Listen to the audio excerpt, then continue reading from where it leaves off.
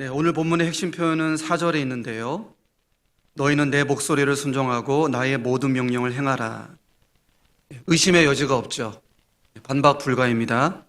우리가 왕이신 하나님의 백성으로서 그분의 말씀에 경청해야 되고요. 그분의 말씀에 순종해야 됩니다. 지당하죠. 그러므로 이 시간 다 같이 묵상해 보기 원하는데, 우리가 순종해야 할 하나님의 말씀은 무엇인가? 어떻게 보면은 신앙의 기초이죠. 그러나 한 번 더 확인할 때 우리에게 유익이 있을 거라고 믿습니다. 세 가지 주제를 함께 살펴보도록 하겠습니다. 첫째로, 성경에 기록되어 있는 계명을 따르는 것이 말씀에 순종하는 것이다. 여러분, 무엇보다 성경에 기록된 계명에 주목하시기를 바랍니다. 자, 마태복음 22장 40절을 보니까 예수님이 이렇게 말씀하시죠. 이 두 계명이 온 율법과 선지자의 강령이니라. 쉽게 말해서 이 두 계명이 성경의 핵심 주제이다. 이미 존재하는 구약 성경의 주제이고 장차 완성될 신약 성경의 주제이다. 그 뜻이고요. 자, 두 계명이 무엇입니까? 37절에서 39절까지 다 같이 읽어보겠습니다. 시작. 예수께서 이르시되 내 마음을 다하고 목숨을 다하고 뜻을 다하여 주 너희 하나님을 사랑하라 하셨으니 이것이 크고 첫째 되는 계명이요 둘째도 그와 같으니 내 이웃을 내 자신같이 사랑하라 하셨으니. 네, 무엇입니까? 하나님 사랑, 이웃 사랑이죠. 여러분, 어떤 것보다 하나님을 사랑하고 이웃을 사랑하는 것, 다시 말해서 계명을 지키는 것이 순종의 기초이고 핵심이라는 것을 기억하시기 바랍니다. 자, 바로 이어서 두 번째인데 무엇입니까? 따라해 보겠습니다. 전통을 따르는 것이 말씀에 순종하는 것입니다. 네, 우리 기독교 교회 공동체 안에 아름다운 전통들이 있는데요. 이 전통들을 잘 따르고 준수할 때 그것이 바로 말씀에 순종하는 것입니다. 여러분, 전통이 왜 소중합니까? 네, 전통을 왜 지켜야 되죠? 우리가 계명을 순종함에 있어서 전통이 안내자 역할을 한다는 것입니다. 전통을 잘 따르면 그것이 곧 하나님 사랑, 이웃 사랑, 계명에 대한 순종으로 이어진다는 것이죠. 신약의 사복음서를 보면은 바리새인들이 등장하는데 예수님이 그들을 매번 비판하시죠. 자, 이유가 있는데 당시 바리새인들이 무려 600개 가량의 전통을 준수하고 있었습니다. 문제는 600개의 전통 그 자체가 목적이었다는 거예요. 내가 이 전통을 잘 지켜서 궁극적으로는 하나님 사랑, 이웃 사랑, 내가 계명을 지켜야지, 그런 마음이 전혀 없어요. 내가 오늘 또 600개의 전통 완벽하게 다 지킬 거야. 오차 없이 틀리지 않고 다 지킬 거야. 네. 자, 전통이 계명으로 이어지지 못하고 전통 그 자체가 목적이 되고 말았다. 그래서 어떻습니까? 나는 전통을 잘 지키는 사람이고 저 예수와 그의 제자들은 전통을 잘 못 지키는 사람이다. 그러므로 나는 의로운 사람이고 저들은 불의한 사람이다. 의롭지 못한 자들이다. 자기 스스로를 높입니다. 남을 정죄하죠. 하나님 사랑, 이웃 사랑 온데간데 없는 거예요. 여러분, 전통 그 자체가 중요한 것이 아니고요. 전통은 반드시 계명으로 나아가는 안내자가 되어야 된다는 것을 기억하시기 바랍니다. 이미 다들 배워서 알고 계실 텐데 우리 초대교회 때부터 지금까지 우리 교회 공동체가 5가지의 전통을 늘 지키지 않았습니까? 네, 무엇이죠? 예배, 교육, 선교, 그리고 봉사와 교제입니다. 이 5가지 전통을 잘 지키면 그것이 계명으로 이어지는 것이다. 첫째로 예배의 전통인데 제가 목회자로서 예배에 대한 책을 여러 권 읽어봤거든요. 그런데 대개는 이 두 단어로 요약이 되더라고요. 무엇입니까? 예배는 은혜와 반응이다. 우리를 향하시는 하나님의 은혜를 기억하고 또 거기에 대해서 믿음으로 반응하는 것이 예배이다. 가령 목사님께서 설교 중에 예수 그리스도의 십자가 복음을 선포하실 때 우리가 은혜를 받는 것이죠. 하나님 나를 정말로 사랑하시는구나. 자신의 독생자를 나를 위해 십자가에 내어놓으시기까지 나를 진실로 사랑하시는구나. 내가 잊고 있었는데 다시 한번 내가 예배 가운데 하나님의 은혜를 알게 되었어. 자, 그러면서 자연스럽게 어떻게 합니까? 은혜에 반응하는 것이죠.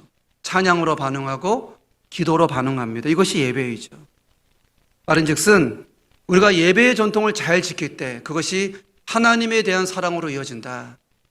예배를 잘 드리는 것이 하나님에 대한 사랑으로 이어진다. 바라기는 여러분들이 예배를 잘 드리시고요. 네, 예배 때마다 하나님의 은혜 기억하고 또 그 은혜에 대해서 신실하게 반응할 수 있기를 소망합니다. 두 번째는 교육의 전통인데 성도님들이 목회자로부터 성경을 배우는 것이죠. 네. 여러분 성경을 왜 배워야 됩니까? 제가 생각해 보니까 목사 안수받기까지 제가 2번의 그 성경 시험을 치렀더라고요.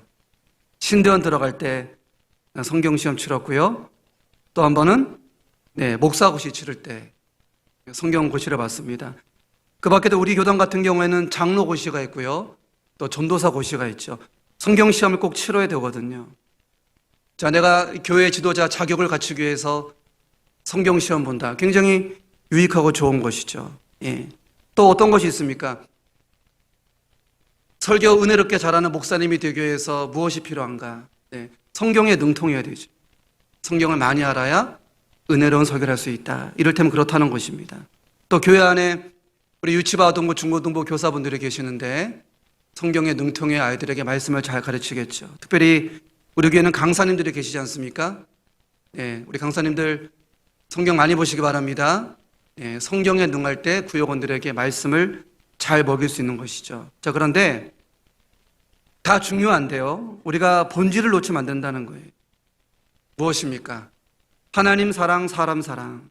네.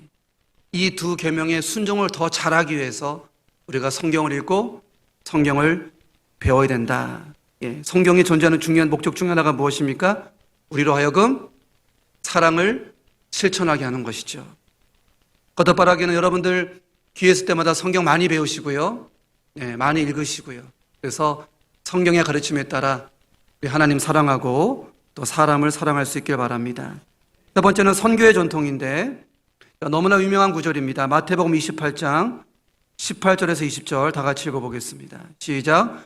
예수께서 나와 말씀하여 이르시되 하늘과 땅의 모든 권세를 내게 주셨으니 그러므로 너희는 가서 모든 민족을 제자로 삼아 아버지와 아들과 성령 이름으로 세례를 베풀고 내가 너에게 분부한 모든 것을 가르쳐 지키게 하라. 볼지어다 내가 세상 끝날까지 너희와 항상 함께 있으리라 하시니라. 여러분, 이웃을 사랑한다고 할 때 가장 으뜸이 무엇입니까? 저는 그것이 바로 전도와 선교이다. 그렇게 생각을 합니다. 이웃의 누군가에게 복음을 전했단 말이죠. 이 사람이 복음을 받아들이고 하나님의 자녀가 됐어요.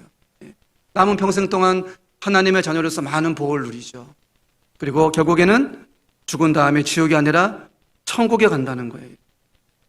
여러분, 얼마나 복된 일입니까? 얼마나 존귀한 일입니까? 이웃의 한 영혼에게 전도하는 것만큼 이웃을 사랑하는 방식이 있을까? 저는 이웃 사랑의 최고의 방식은 전도와 선교이다. 그렇게 믿습니다.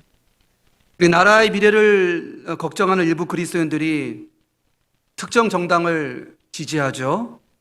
때로는 보수 진영을 비판하기도 하고 또 때로는 진보 진영을 비판하기도 합니다. 때로는 야당을 지지하고요, 여당을 지지하죠. 저는 그들 중에 누군가는 반드시 진정성이 있다 그렇게 생각을 해요. 네, 그렇게 믿습니다. 정말 나라를 사랑하는 마음으로 정치활동하는 것인데 그럼에도 목회자로서 아쉬움이 있다는 거예요. 최고의 애국은 이웃의 한 영혼에게 전도하는 것인데 이게 기독교식의 최고의 애국인데 전도는 뒷전에 가 있고 특정 정당 비판하고 특정 정치인을 비판하는 것에 우리가 혈안이 되어 있지 않는가. 특별히 우리 일부 그리스도인들의 지나친 정치 행보 때문에 혹여라도 전도의 길에 막히지 않을까 그런 고민이 있습니다. 우리 성도님들은 이 전도와 선교에 대해서 늘 깨어 있으시고요. 네, 일상에서 또 교회 사역 통해서 꼭 전도를 실천할 수 있기를 바랍니다. 네 번째는 봉사의 전통이죠. 네, 교회 안에 많은 형제자매가 있는데 그들의 필요를 공급해 주는 것이 바로 성도 사랑의 귀한 안내자가 됩니다. 우리 교회는 그런 분이 없기 때문에 제가 부담 없이 편하게 말씀을 드리겠는데 가령 어떤 봉사를 할 때 은밀한 셈법을 가질 수 있다는 것이죠. 내가 이 특정 봉사를 통해서 사람들에게 인정받고 표를 많이 받아서 장로님, 권사님, 안수집사님이 되어야겠다. 우리 교회는 없습니다. 다른 교회에 그런 분이 계시더라고요. 또 이런 경우도 있죠. 어떤 성도님이 3개, 4개씩 많은 봉사를 감당해요. 근데 누군가를 보니까 봉사를 적게 하거든요. 나는 저 사람보다 더 훌륭한 사람이고 저 사람 나보다 못한 사람이다. 마음에 교만이 가득 차 있죠. 물론 우리 교회는 그런 분이 계시지 않습니다.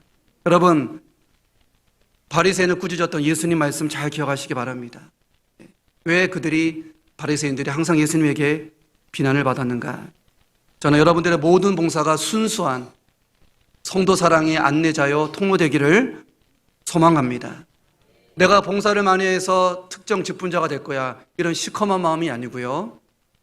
내가 저 성도보다 더 많이 봉사하기 때문에 나는 훌륭한 사람이다, 교만한 마음이 아니고요.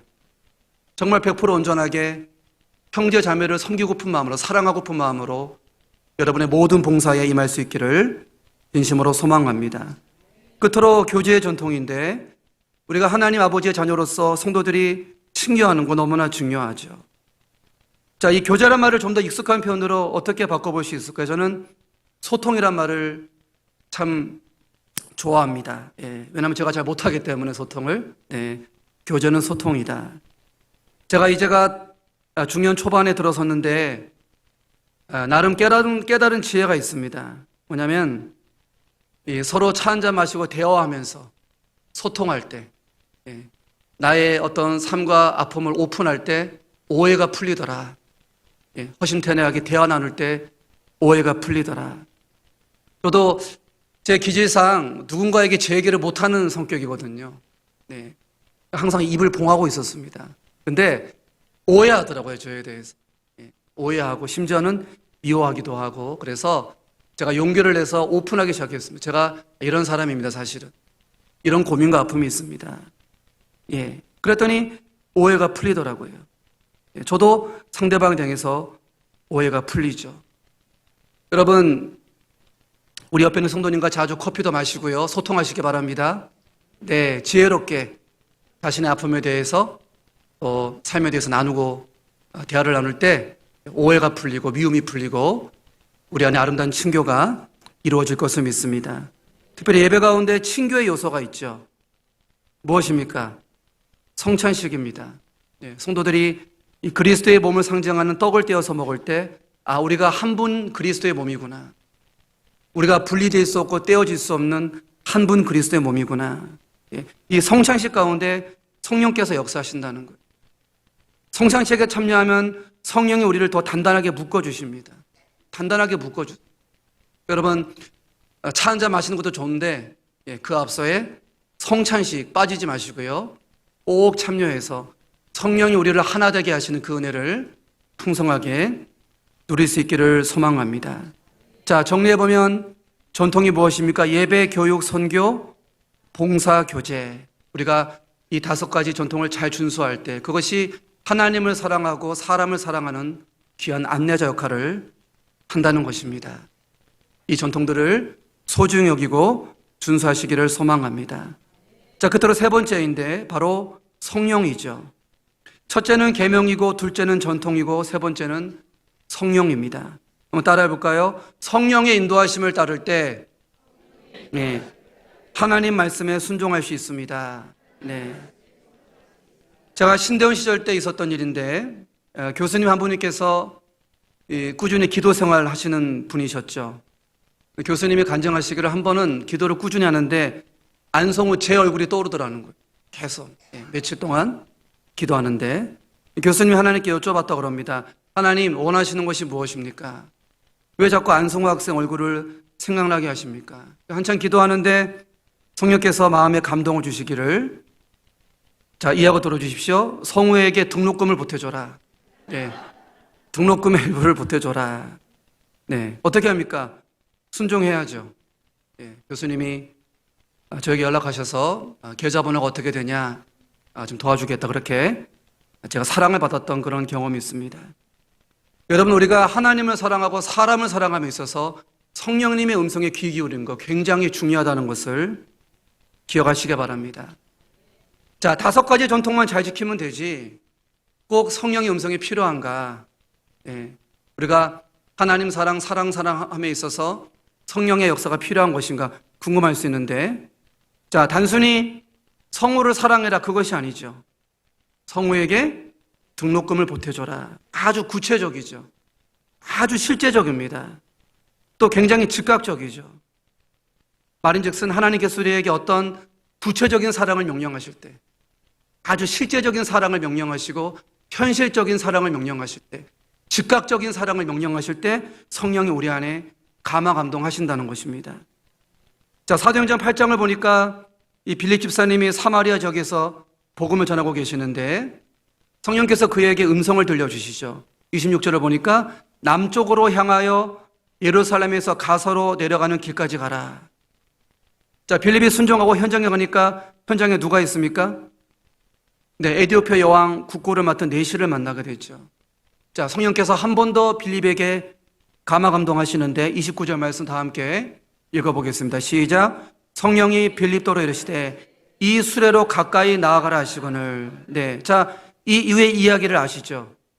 네시가 성경을 보는데 모르겠어요. 빌립이 성경을 잘 풀어주죠. 그리고 복음을 전합니다. 마지막에는 빌립 집사가 네시에게 세례를 베풀게 되죠. 자, 아까 말씀드리기를 최고의 이웃사랑이 뭐라고요? 네, 복음 전도죠. 자, 중요합니다. 빌립이 어떻게 복음 전도로 이웃을 사랑했습니까? 예루살렘에 가서 가사로 내려가는 길까지 가라. 성령의 감화 감동이죠. 그리고 이 수레로 가까이 나아가라. 네, 자, 하나님께서 빌립 집사가 구체적으로, 현실적으로, 실제적으로, 즉각적으로 이렇게 예시를 사랑하면 좋겠다. 성령으로 감화 감동하신다는 거예요. 과거 섬기던 교회에서 어떤 성도님께 들은 이야기인데 한 번은 여전도 모임에 참여했다 그럽니다. 근데 이분이 기도를 많이 하시면 성령께서 문득 이런 감동을 주시더라는 거예요. 이 안에 이 모임 가운데 약자가 있다는 거예요. 약자가 있다. 그 약자를 잘 보살펴줘라, 돌봐줘라. 네가 섬겨라. 그런 감화 감동을 주시더랍니다. 대개는 어떻습니까? 우리 어떤 모임 가면 최고 강자가 누굴까? 두리번거리죠. 가장 힘 있는 사람이 누군가? 줄을 잘 서야 되잖아요. 근데 우리 하나님은 지극히 작은 자를 사랑하시거든요. 그래서 막연하게 그냥 사랑해라가 아니라 뭐예요? 구체적으로, 실제적으로, 현실적으로, 즉각적으로 약자가 누구인지 찾아봐라. 하나님께서 우리에게 성령으로 감화 감동하신다는 것입니다. 여러분, 하나님께서 우리에게 바라시는 사랑은 막연한 사랑이 아닙니다. 뜬구름 잡는 두루뭉술한 사랑이 아니고 구체적인 사랑. 성령께서 대상을 알려주시고요. 방법을 알려주시고요.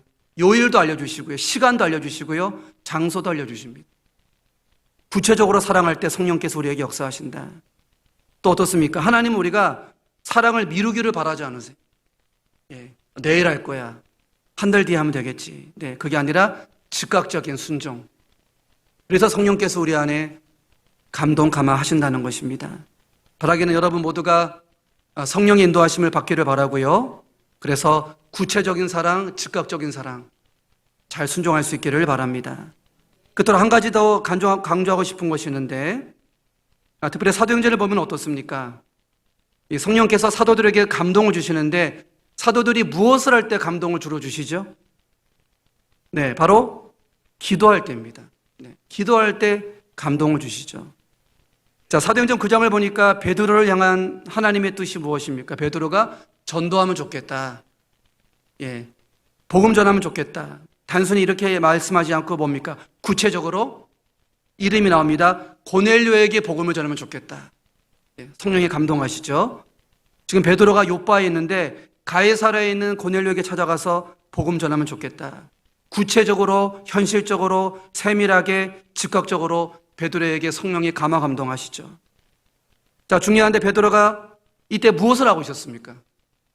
무엇을 했을 때 감화 감동 받았습니까? 우리 사도행전 10장 9절 말씀 다 함께 읽어봅니다. 시작. 이튿날 그들이 길을 가다가 그 성에 가까이 갔을 때 베드로가 기도하려고 지붕에 올라가니 그 시각은 제6시더라. 네, 베드로가 하나님께 기도하는 가운데 성령의 감화 감동을 받았다는 것입니다.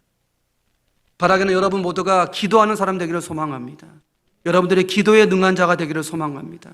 여러분이 기도할 때 내 물질을 누구에게 줄 것인가? 성령님이 대상과 장소와 요일과 방식을 알려주신다는 거예요.